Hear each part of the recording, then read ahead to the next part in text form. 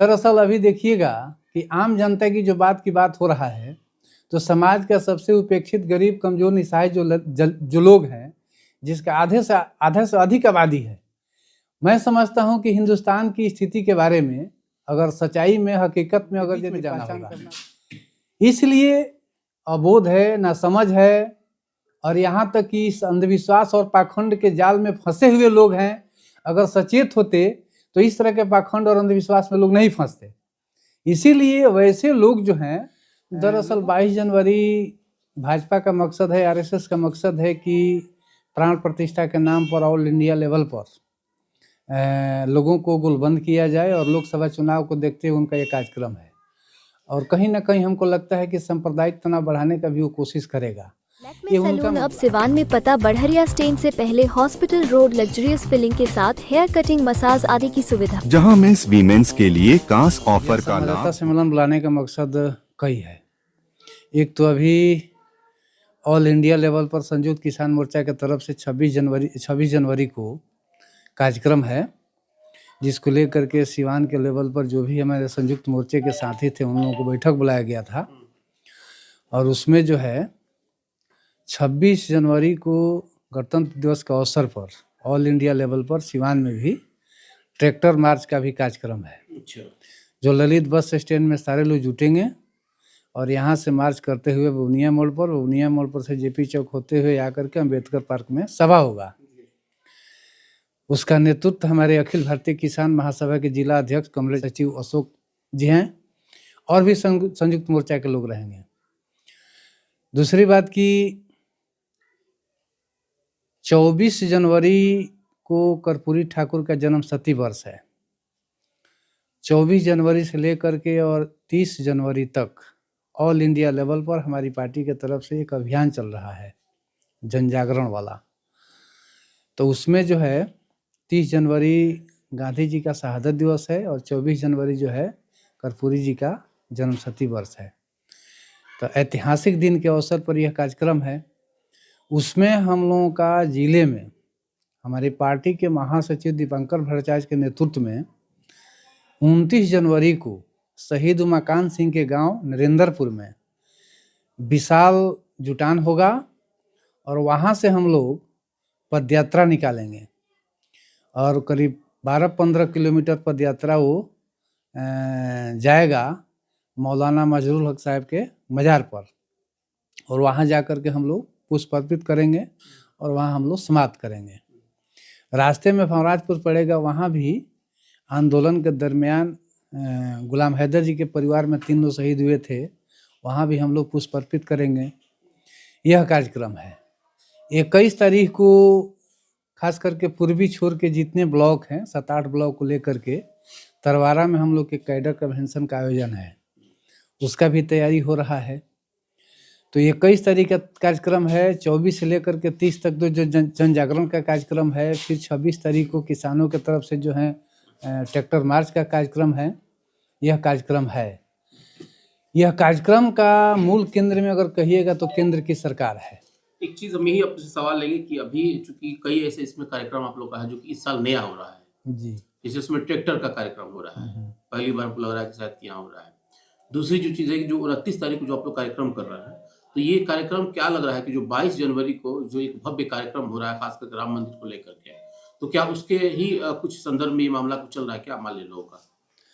दरअसल 22 जनवरी भाजपा का मकसद है, आरएसएस का मकसद है कि प्राण प्रतिष्ठा के नाम पर ऑल इंडिया लेवल पर लोगों को गुलबंद किया जाए, और लोकसभा चुनाव को देखते हुए उनका ये कार्यक्रम है। और कहीं ना कहीं हमको लगता है कि सांप्रदायिक तनाव बढ़ाने का भी वो कोशिश करेगा। ये उनका मामला है।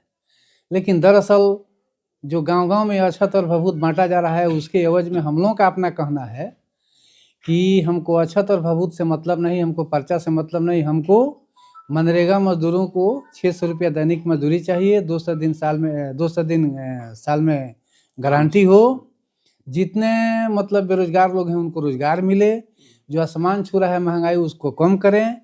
तो मुझे लगता है कि इस सवाल को प्राथमिकता के साथ लोग उठा रहे हैं, और हमको लगता है कि हम लोग उठाएंगे।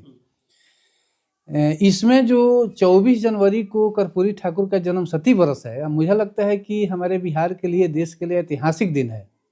और 30 जनवरी को जो गांधी जी का शहादत दिवस है, वो भी हमारे देश के लिए ऐतिहासिक दिन है। तो ऐतिहासिक संदर्भों में हमारी पार्टी ने पूरे देश के लेवल पर यह जन जागरण का कार्यक्रम चलाई है। और इस जन जागरण का कार्यक्रम भी अगर केंद्र में कहिएगा तो आरएसएस भाजपा की सरकार है। चूंकि कहने का मतलब कि 26 जनवरी को हमारा भारत का संविधान लागू हुआ और उस संविधान को खत्म करने की कोशिश आरएसएस भाजपा कर रहा है, तो स्वाभाविक बात है कि हमारा कार्यक्रम का निशाना आरएसएस भाजपा रहेगा।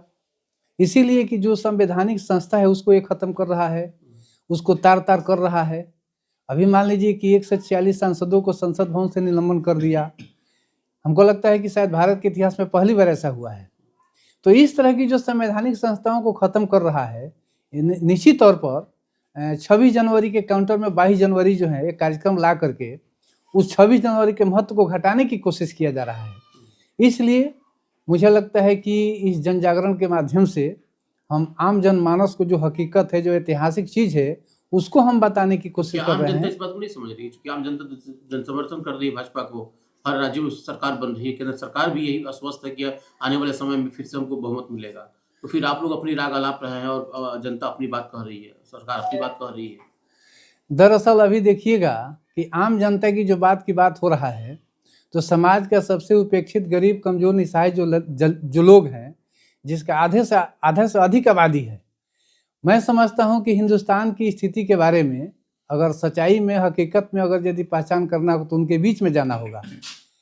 इसलिए अबोध है, ना समझ है, और यहाँ तक कि इस अंधविश्वास और पाखंड के जाल में फंसे हुए लोग हैं। अगर सचेत होते तो इस तरह के पाखंड और अंधविश्वास में लोग नहीं फंसते। इसीलिए वैसे लोग जो हैं, लोगों को फंसा करके, उलझा करके, भरमा करके, मान लीजिए कि जुमला खुदे लोग कबूल किए कि जुमला है, बावजूद भी लोग कहीं ना कहीं फंस जा रहे हैं। तो एक तो ये समझते हैं कि वैसे लोगों के माने जगाने की काम हमारी पार्टी कर रही है। दूसरी बात जहाँ तक हम कह रहे हैं कि अभी जो देखिए राजस्थान में लोगों का मानना है कि भाई वोट तो हम कांग्रेस को दिए, लेकिन कैसे भाजपा यहाँ जीत गया।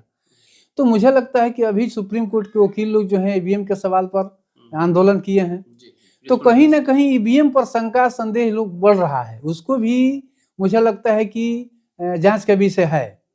और मुझे लगता है कि हिंदुस्तान के अंदर या विभिन्न राज्यों में जो भी सरकार बने, लेकिन जनता का अंदर से अगर पूछिएगा तो लोग एक्सेप्ट नहीं कर रहे हैं। बात बिल्कुल क्लियर है कि वोट तो दिए कांग्रेस को या भाजपा के एंटी में, जहाँ कहीं भी, लेकिन कैसे जीत गया, एक शंका का सुई हो रहा है, दिखाई दे रहा है।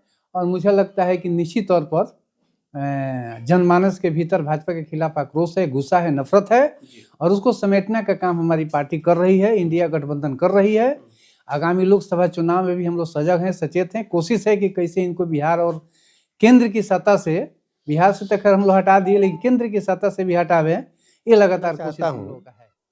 कभी आपके आने से कुछ ही क्षण पहले यहाँ संयुक्त मोर्चा जो किसानों का संगठन है, उसकी बैठक विभिन्न घटक दलों को लेकर के, 7 पार्टियों को लेकर के यहाँ बैठक हुई।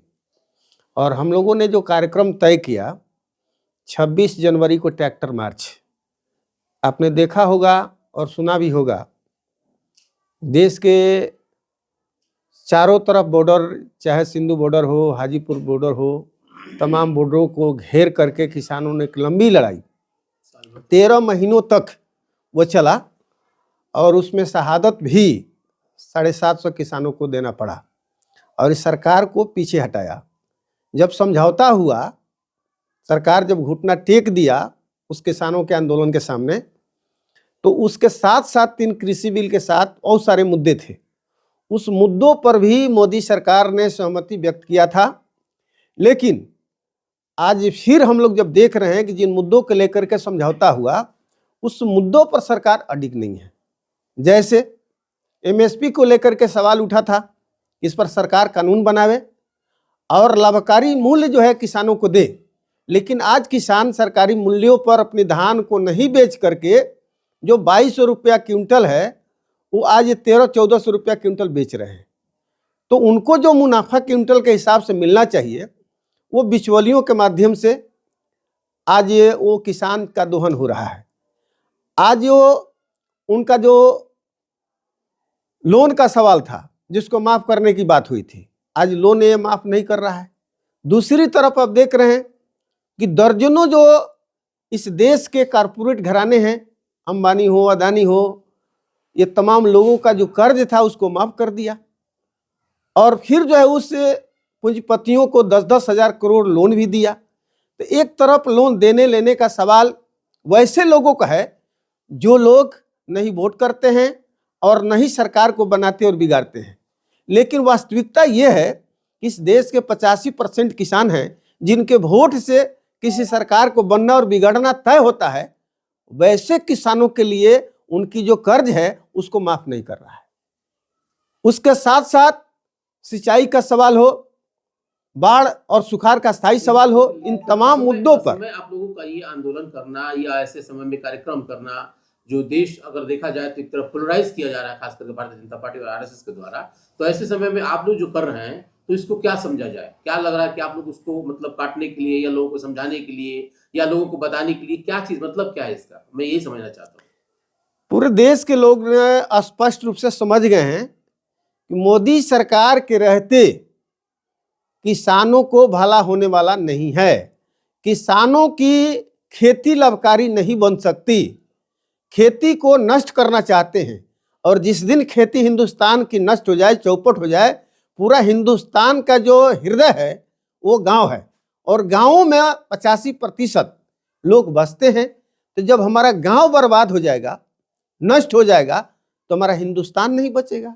तो ऐसी सूरत में किसानों ने मान लिया है कि इस मोदी सरकार के रहते हिंदुस्तान आगे बढ़ नहीं सकता है। इसलिए हम लोगों ने कमर कस के गांव में तैयारी हो रही है, प्रखंड स्तर पर हो रहा है, जिले स्तर पर हो रहा है, पूरे देश स्तर पर हो रहा है। और उस तैयारी की झलक 26 जनवरी को आपको सीवान में भी मिलेगा, पूरे बिहार में मिलेगा, पूरे देश में मिलेगा। जो ट्रैक्टर मार्च दिल्ली में हुआ था, उस दिल्ली ट्रैक्टर मार्च का इतिहास फिर हम लोग दोहराएंगे 26 जनवरी को। और इस मोदी सरकार को निश्चित रूप से 2024 में हम लोग उखाड़ करके बिक देंगे और सरकार को जो है इस सबक सिखाएंगे कि जो भी आने वाली सरकार है किसानों को लेकर के वोट बनती है और किसानों के प्रश्न को लेकर के वो यदि हल नहीं करेगी तो हम उनके लिए भी एक सबक का काम कराएंगे। और इसकी तैयारी पूरे देश में संयुक्त मोर्चा किसान महासभा कर रहा है।